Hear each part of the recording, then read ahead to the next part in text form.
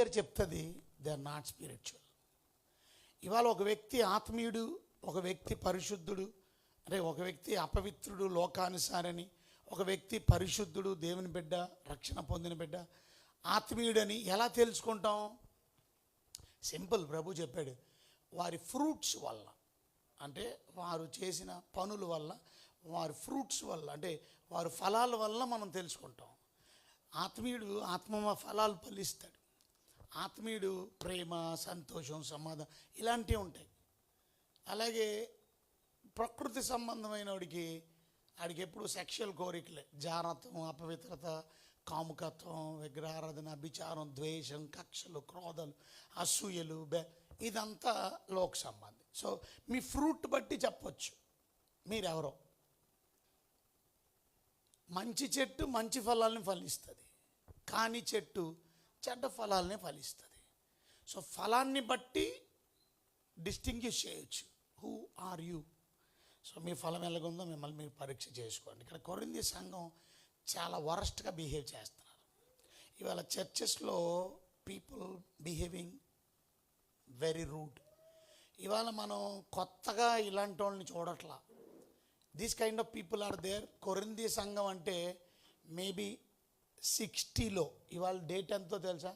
2026, అనగా 26 సంవత్సరాలు.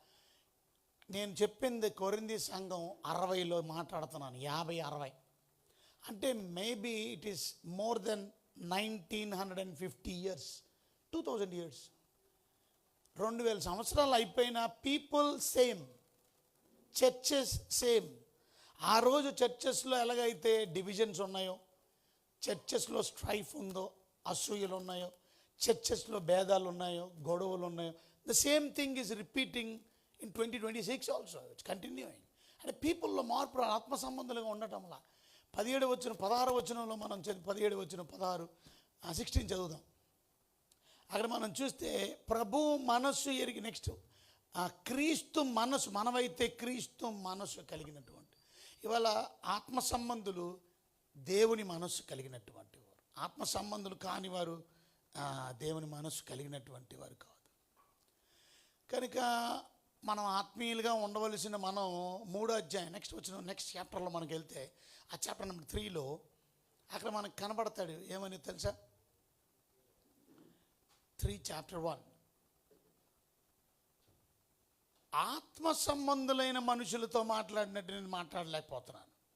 అది అంటే మీరు స్పిరిచువల్ కాదు. Don't open your Bibles, look at the screens and write down something, scribble something, ఏదో ఒకటి రాసుకోండి. If you get a point or a reference to go back and meditate on it. ఇంటికి వెళ్ళి మళ్ళీ దాని మీద ధ్యానం చేయడానికి. But don't see the Bible now, okay? So మీ ఫోకస్ కిందకు ఉంటుంది, నా వైపు ఉండదు. Look at me and look at the screens so that you will understand a better little bit. ఏదో ఒకటి మీకు అర్థం అవ్వడానికి కొంచెం మీ మాటలు, దేవుడి మాటలు వింటే మిగతాది మిమ్మల్ని మీకు అర్థం చేయించేది పరిశుద్ధాత్ముడు. ఆయనకి మీరు అవకాశం ఇస్తేనే మీ జీవితం క్లెన్స్ అయింది, మీరు పరివర్తన చెందుతారు, మార్పు చెందుతారు. Bad people become good people. మనం అందరం బ్యాడ్, కానీ మెల్లిమెల్లిగా గుడ్లోకి వస్తున్నాం. ఇంకా కొంతమంది స్టిల్ బిహేవింగ్ బ్యాడ్. మీరు ఆత్మ సంబంధులైన మనుషులుగా ఉండాలి, కానీ మీరు శరీర సంబంధులైన మనుషులుగా. ఇప్పుడు 3వ రకం మనుషులు వచ్చేసారు, శరీర సంబంధులు. చూడండి, మొదటిది ప్రకృతి సంబంధులు, న్యాచురల్ మ్యాన్. రెండోది ఆత్మ సంబంధులు, స్పిరిచువల్ మ్యాన్. అంటే స్పిరిచువల్ మ్యాన్ అంటే దాని అర్థం ఉమెన్ కూడా బిలాంగ్స్ టు మ్యాన్ ఇట్స్. కనుక స్పిరిచువల్ పీపుల్. మూడోది కార్నల్ పీపుల్, ఫ్లెష్లీ మైండెడ్ మాట, శరీరం చెప్పినట్టు నడిచేవాళ్ళు. వీళ్ళు ఎవరో రక్షించబడ్డారు, వీళ్ళు గుడికి వస్తారు, వీళ్ళు బాప్తిసం తీసుకున్నారు, వీళ్ళు క్రైస్తవులు అని పిలువబడుతున్నారు, కానీ బిహేవ్ చేసేది మాత్రం శరీర సంబంధులుగా మాట్లాడతారు. అందుకని దే ఆర్ స్టిల్ బేబీస్. వాళ్ళని ఏమన్నారంటే మీరు క్రీస్తునందు పసిబిడ్డలే. ఇవాళ చాలామంది బేబీస్ ఉన్నారు, ఇక్కడ కూర్చున్నారా బేబీస్? అది ఇంకా బేబీస్ అంటే అర్థం తల్లిదండ్రులే డైపర్స్ చేంజ్ చేయాలి. So they still use diapers, because they cannot change. వాళ్ళకి బాత్రూమ్ వస్తుందని చెప్పలేరు. సో స్టిల్ పసిబిడ్డలు, someone should assist them. Still milk feeding, వాళ్ళకి పాలు తాగడమే, ఘనమైన బలమైన ఆహారం ఇవ్వలేం. సో స్ట్రాంగ్ ఫుడ్ వాళ్ళు అర్థం చేయాలి. అందుకే స్ట్రాంగ్ వాక్యం అనగా ఒక మాటలో చెప్పాలంటే డెప్త్ వాక్యం, డీప్ వాక్యం, లోతైన వాక్యాలు దే డోంట్ అండర్స్టాండ్. ఇంకా షాలో వాక్యం అలా పైన 2 మాటలు, తప్పేని కుమారుడు, ఇంకా మంచి సమరుడు, చిన్న చిన్న కథలతో కాలక్షేపం అయిపోద్ది లైఫ్. బికాజ్ వాళ్ళు లోతులోకి వెళ్ళలేరు, వాళ్ళకి అర్థం అవుతుంది. బికాజ్ స్టిల్ మిల్క్ తాగుతున్నారు. ఘనమైన భోజనం, బలమైన భోజనం, మంచి ప్రోటీన్ ఆహారం తినడానికి హ్యాండిల్ చేయలేరు వాళ్ళు. అది ప్రాబ్లం. చిన్నపిల్లడికి పాలు తాగేవాడికి తినరా కొంచెం మాంసం అని అంటే ఆడు ఊసేస్తాడు, వాంతి చేసుకుంటాడు. బికాజ్ హ్యాండిల్ చేయలేడు.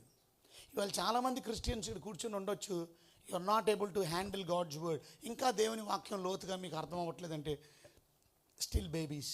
అందుకనే 2వ వచనంలో అంటాడు ఏమనంటే, బలమైన ఆహారం అప్పుడు మీకు బలం చాలకపోయినందున, అప్పుడంటే రక్షించబడినప్పుడు, కొత్తగా మారినప్పుడు మీకు బలం చాలలేదు కనుక పాలు ఇచ్చా.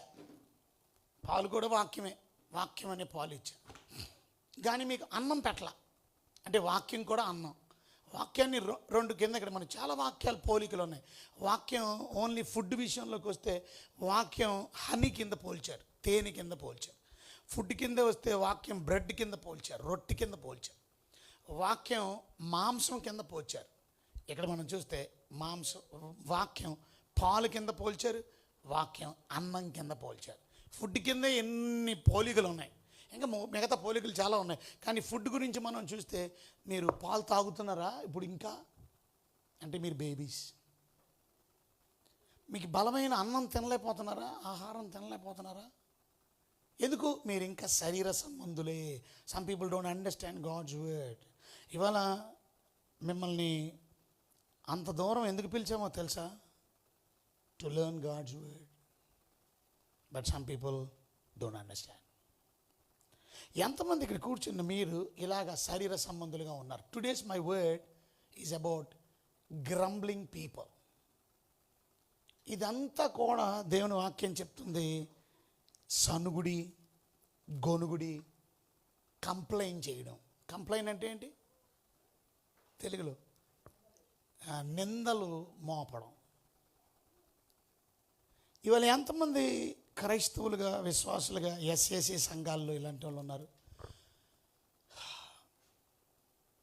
I thank you for SAC church for coming. Some people వాళ్ళు సొంత వెహికల్స్ అరేంజ్ చేసుకొని వాళ్ళు సొంత ఖర్చులతో వచ్చారు. Thank you. కొంతమంది నేను పెట్టిన వెహికల్స్ మీద వచ్చారు. Thank you. It's okay.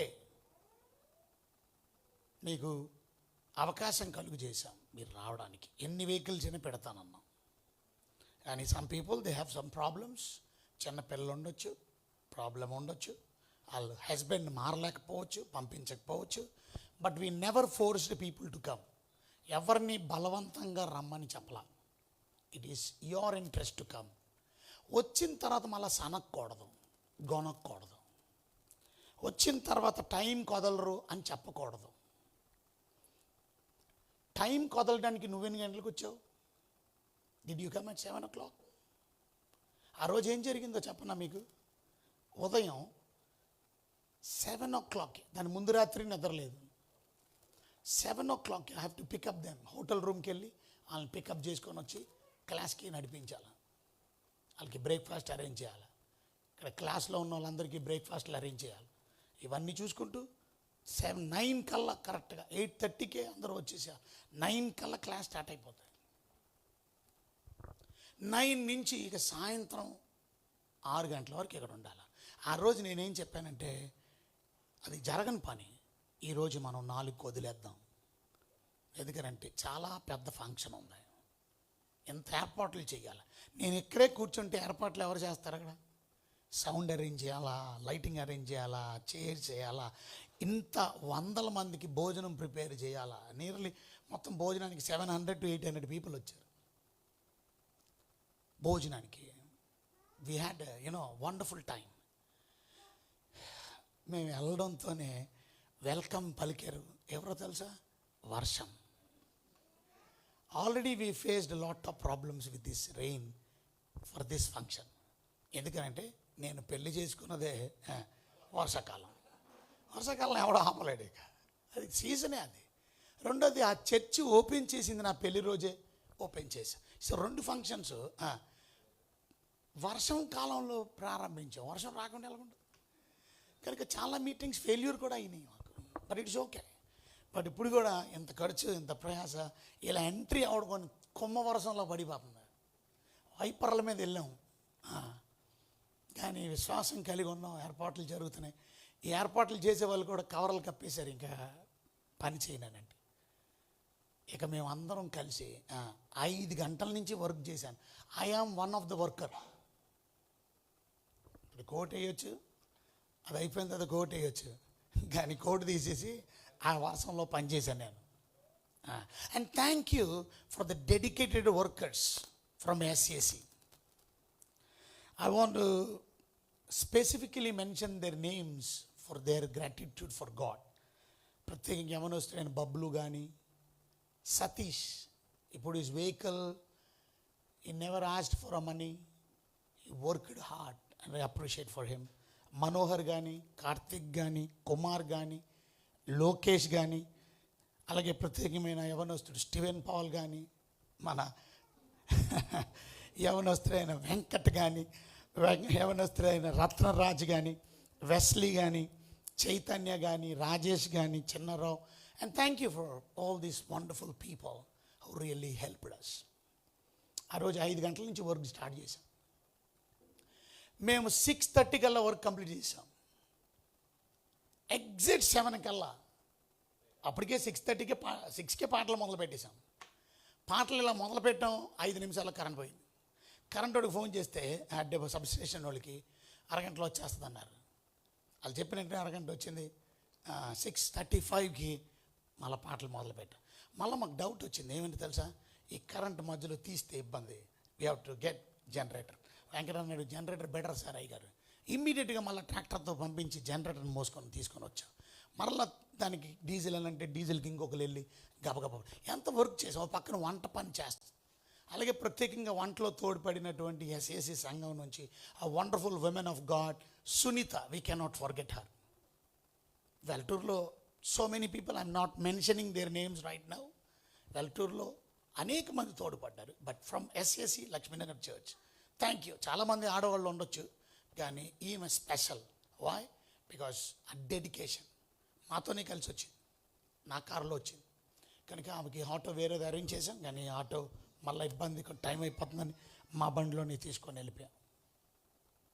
వీళ్ళందరూ హార్డ్ వర్క్ చేస్తే ఆ మీటింగ్ సక్సెస్ఫుల్గా దేవుడి కృపను పడి మేము ఆ వర్షంలో ఆ స్టేజ్ దగ్గర ప్రార్థనలు చేశాం. ఆ వర్షంలోనే ప్రార్థనలు చేసాం, ఒకరి తర్వాత ఒకరు. ఎంత హార్డ్ వర్క్ చేసామో తెలుసా. కానీ కొంతమంది లక్ష్మీనగర్ నుంచి బయలుదేరిన వాళ్ళు వచ్చింది అక్కడ చేరుకున్నది ఎన్ని గంటలకో తెలుసా? 9. వాళ్ళకి ఎన్ని గంటలకు వదిలేలో తెలుసా? 10. అంటే మీటింగ్లో ఉండదు ఎంత తెలుసా? గంట. ఆ గంటలోనే భోజనాలు కూడా అయిపోవాలి. ఎవడు రమ్మన్నాడు అలాంటి వాళ్ళని? Don't come. ఆ డెడికేషన్ లేకపోతే రాకండి. ఇది రోజు కాదు, సంవత్సరానికి ఒకసారి. And I'm proud of SAC Velaturu church. ఎందుకో తెలుసా? వాళ్ళకున్న త్యాగం. వాళ్ళు కూడా ఇక్కడికి వస్తున్నారు. వాళ్ళు మీలాంటి మనుషులే. వాళ్ళేమో మీరేమో VIPలు, వాళ్ళేమో ఏమంటారు పేదోళ్ళు అనుకోకండి. Everyone is equal to God and they are wonderful souls, beautiful souls. నువ్వేం స్పెషల్ కాదు. ఇవాళ మీరు మాట్లాడుకున్న మాటలు దేవుడు వినలేదంటారా? దేవుడు వినలేదంటారా? టైం కుదలరు, వీళ్ళు ఇంతే, వీళ్ళు ఇలా చేస్తూనే ఉంటారు. అలా సనుక్కుంటూ ఎందుకు రావాలి మీరు? గొనుక్కుంటూ ఎందుకు రావాలి మీరు? మీరు రాకపోతే మీటింగ్ జరగదా? మీరు రాకపోతే సేవ జరగదా? వచ్చింది ఎంతమంది? సంఘం అంతా వచ్చారా? ఆ వచ్చిన వాళ్ళలోనే మీలో అలాంటి స్వభావం ఉన్నప్పుడు మీకు ఎందుకు రావాలి? డోంట్ కమ్, రావద్దు. ఎందుకంటే దేవుని బిడ్డలు మీరు ఆత్మీయులుగా పెంచుతున్నాను అనుకుంటున్నాను నేను. ఇలాంటి శరీర సంబంధులైన మనుషులు సంఘాల్లో ఉన్నారు. అది కూడా